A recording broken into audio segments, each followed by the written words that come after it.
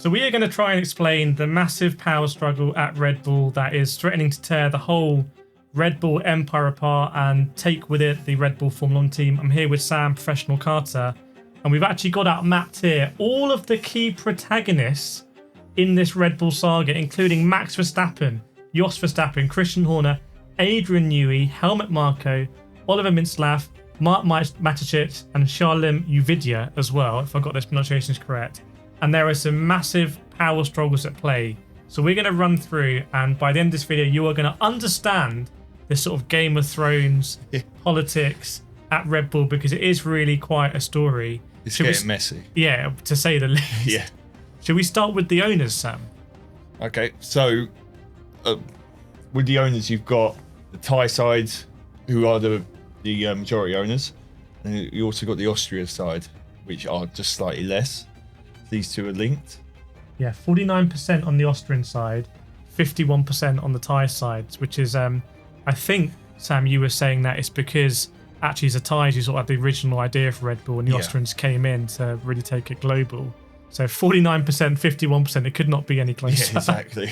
But ultimately, the Thais sort of call it, and that's why we've seen, for example, I believe at Saudi, Mr. Uvidia was there with Christian Horner. Yep. So everyone is trying to keep. This is the person you want to keep on side. Whereas he's a majority owner. He's a majority owner. But traditionally, it was Dietmar Mateschitz on the Austrian side, who was CEO of Red Bull. Yeah. Who sort of was keeping everything glued together. So let's talk about the CEO now.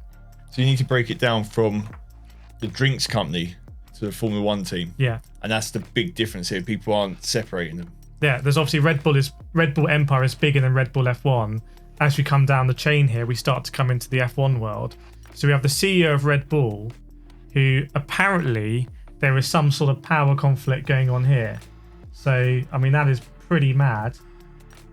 And we have a sort of neutral thing going on. So this is still at play, the dynamic here. But you have, CEOs are replaceable, essentially. Yes. Yeah. He's sort of, no offense to Oliver, but he's sort of a pawn in this game a little bit. He is.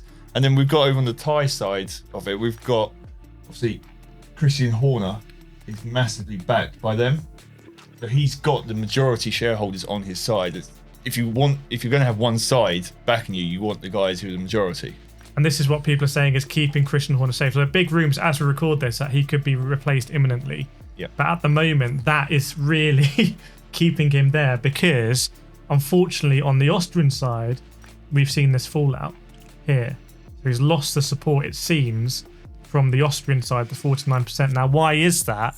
Well, we sort of have to look at what's going on with Jos, including Max and Helmut Marko. But Jos is such an interesting protagonist here, because on the face of it, he's just Max's dad.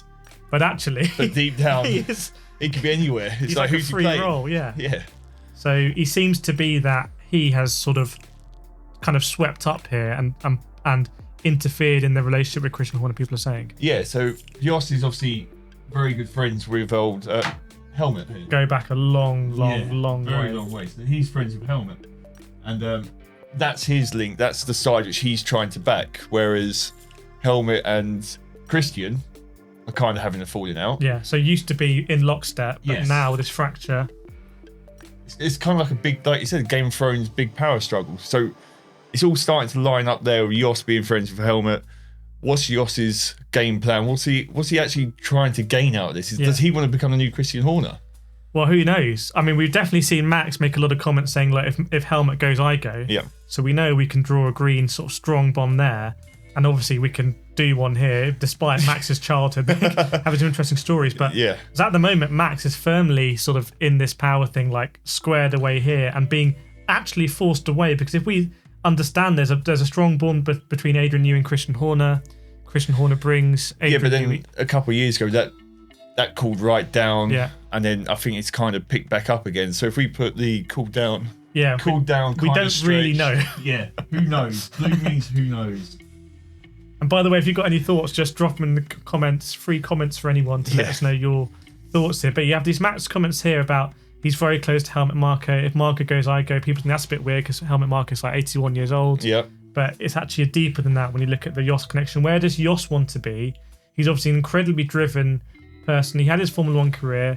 He was renowned for being a sort of strong driver in not strong cars. Yeah. And now he seems to have raised Max to be this almost bionic, like impossible to be pure thoroughbred racing. Yeah, Terminator. Terminator. So Max originally was on Christian's side at the whole start of this year, but that's kind of cooled down essentially. Like his last interviews, he wasn't against Christian, but he wasn't for him. He was just very neutral in the middle. Non-committal. Yeah, so he's going to go with this indecisive line. So when you look at strong links, it's really if that link is to break, then Christian Horner he's got no one supporting him. So this is exactly why you see him wooing that side, and you see his wife as well, Jerry Horner, at the race, like strong show of like solidity and like support. The CEO of Red Bull might not be that super important. We don't know. But at the moment, and this has been reported in the Netherlands media, there seems to be a link here, which again is another link from this side. I just wonder if Jos Verstappen really wants to. There's a sort of a transfer of power that is trying to be done here, because Jos Verstappen could be here, and he can manage drivers coming through. Yeah. I just wonder if that's. See, for me, I think Jos wants this job. But surely doesn't have the experience. But you just don't know. It could be anything. Yeah. But the way it's all come about. It's all obviously what's going on recently. But it all seems to be centered about getting Christian out. So who's going to replace it? Why is Jos so vocal about this? Yeah.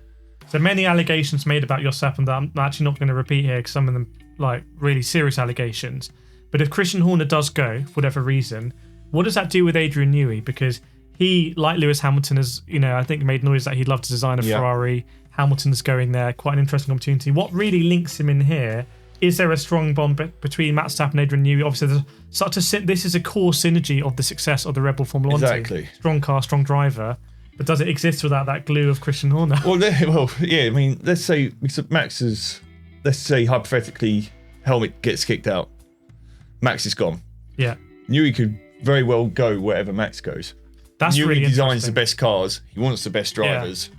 They could go together if That's helmet such goes. a good point. If Christian Horner can convince the majority owners, hey, look, if we want to keep this train going, you need to get rid of these troublemakers, because what they're doing is not acceptable. Yeah. So we lose Helmut Marko, and by extension, we lose Jos Verstappen, and by extension, we lose Max Verstappen. Is this the core of the success of the Red Bull team? That's honestly pretty much a critical question. Like, what would you rather have? Would you rather have these two, or would you rather have these three? You got the mastermind designer, and you got the mastermind driver. What can do better?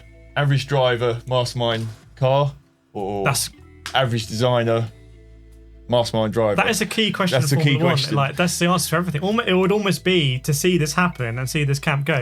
Well, where would they go? And that's all down to him. Only he can make that decision by the looks of things. He can make the decision as a CEO, but how on earth do you make that decision when you've got 49% saying do this, 51% saying doing that? Yeah. So until they align, then he has clear instructions. But then he's almost, it's a very difficult position for the CEO to be in here. Yeah. I mean, these are just like a commercial link anyway, but he still needs that definition of what's going on where. Yeah, so very interesting questions. We cover it a lot on the F1 show. If you have found this interesting, make sure to subscribe. Let us know what you think is going to happen in the comments. By the time we release this, it might all just be all over the shop. Yeah, then all of a sudden Adrian Newey's driving. Yeah, exactly. Max Matt's driving the car. We'll see. But thanks so much for joining. We'll see you next time.